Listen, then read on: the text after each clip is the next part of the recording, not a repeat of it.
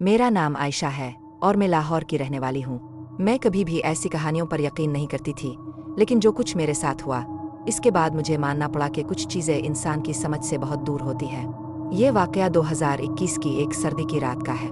मैं अपने घर वालों के साथ गाँव गई हुई थी।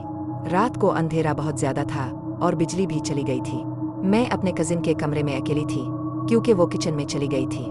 जब मैं बिस्तर पर बैठी मोबाइल इस्तेमाल कर रही थी तो मुझे महसूस हुआ जैसे कोई खिड़की के पास खड़ा है। मैंने सोचा शायद मेरा वहम है, लेकिन फिर खिड़की से ऐसी सांस लेने की आवाज़ आई जैसे कोई बहुत भारी और तेज सांस ले रहा हो। मेरी हिम्मत टूट रही थी, मगर मैंने जुर्रत करके खिड़की की तरफ देखा और वहाँ एक लंबी सी औरत का साया नजर आया। इसकी आंखें सुर्ख थी और वो आहिस्ता आहिस्ता खिड़की पर हाथ रखकर अंदर झांक रही थी। मेरी चीख निकलने ही वाली थी, लेकिन मेरा गला जैसे बंद हो गया। मैं दिल ही दिल में कुरानी आयत पढ़ने लगी। इतने में मेरी कजिन कमरे में आई और जैसे ही बत्ती जली, वो साया गायब हो गया। इस रात मैंने बिल्कुल नींद नहीं की, और इसके बाद अक्सर मुझे लगता है कि जैसे रात को कोई मुझे देख रहा होता है। ये थी मेरी कहानी।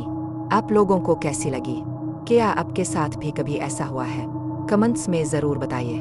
और अगर आपको मेरी ये कहानी पसंद आई हो तो चैनल को लाइक, शेयर और सब्सक्राइब ज़रूर करें ताकि मज़ीद असली कहानियाँ आप तक पहुँचती रहे।